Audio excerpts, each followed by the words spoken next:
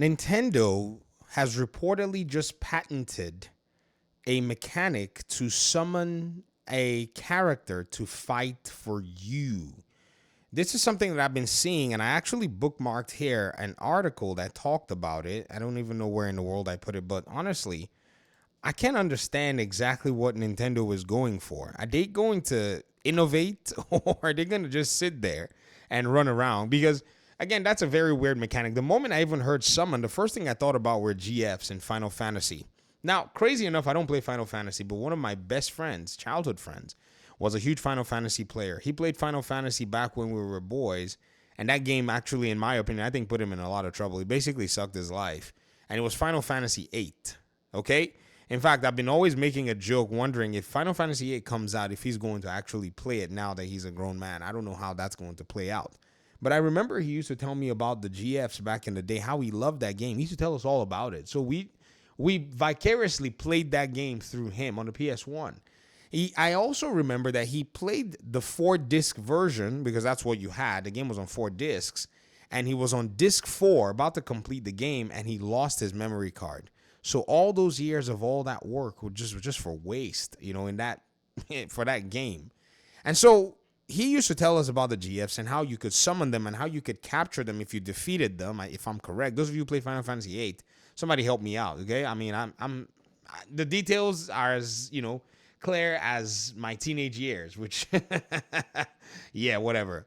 And so when I saw this, I thought to myself, is Nintendo trying to, in a sense, be punitive against the developers that encroach on, it's not their territory. This is a company. Guys and girls, listen to me.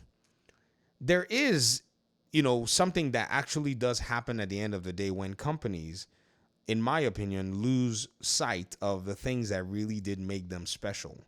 A lot of what Nintendo is doing, some people continue to interpret it as them basically reinventing themselves and doing all of this stuff and being, this Nintendo that can... No. At this point in time, they've enjoyed a level of success that I don't think they've enjoyed before, and they feel a certain level of power and influence that has been given to them by a lot of their player base who don't follow all these things.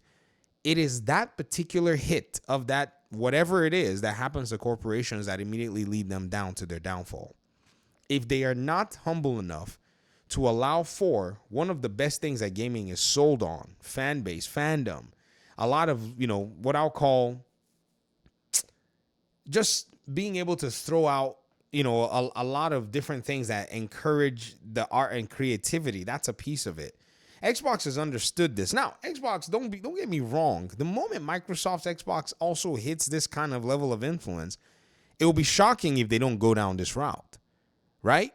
So seeing Nintendo in this particular position is very interesting. Now, this is not even from the perspective of people who talk about emulation and all of this other stuff. I couldn't be bothered about that. But all of this, all of these attempts to stifle creativity because somebody encroached on your... I mean, it's within their rights to pursue copyright law. If they feel like Pocket Pal, infringed on their copyrights, then sure, they need to pursue that. But all of these other things are just quite unnecessary at this point. I just think that this company is just out to get them because they dared. And honestly, I think more and more developers actually would benefit from these particular errors, because when Pocket Pal launched Power World, what a lot of Pokemon players said was that game actually answered a lot of the questions that they'd been asking from Nintendo. I don't know as to the quality, whether it was better or not. That would be something that y'all who play Pokemon would have to go ahead and, in a sense, consider, right? Put it together. But if Pocket Pal was able to go ahead and answer a need for Pokemon players, then I think that's exactly what Nintendo was actually afraid of. They probably did not want to immediately answer that need, and were just, in a sense, continuing to, engage their audience on the fact that their audience probably didn't have anywhere else or anything else to go ahead and, have as a substitute. So now that someone has actually brought it their way, I think they're probably in that very interesting place where they look and say, well, they're not untouchable. And I've always said this, they're not untouchable. So let them continue doing their thing. Let them continue to, to say, oh, we're going to file all these patents and all that stuff. Do whatever you want to do. Because at the end of the day, creatives always find ways around it. They can always cite prior mechanics that are in other video games that were established by other video games. And so to patent things, they can always find legalese to always walk around it. But this right here is the worst thing I've ever seen in my life. It's just basically corporate bullying at this point, in my opinion. You know, my opinion could be wrong too. I could be crazy, but it is what it is. I'm not going to talk about Nintendo. I don't think, again, I don't care what they do. I'm going to just basically ignore them until their date on the market's calendar is here, where they actually start finding that they need to find more players.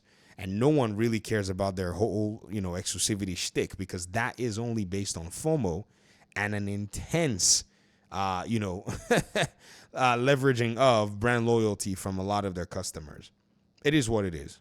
Comment section. Thanks for watching the video. Appreciate you so much. Peace out.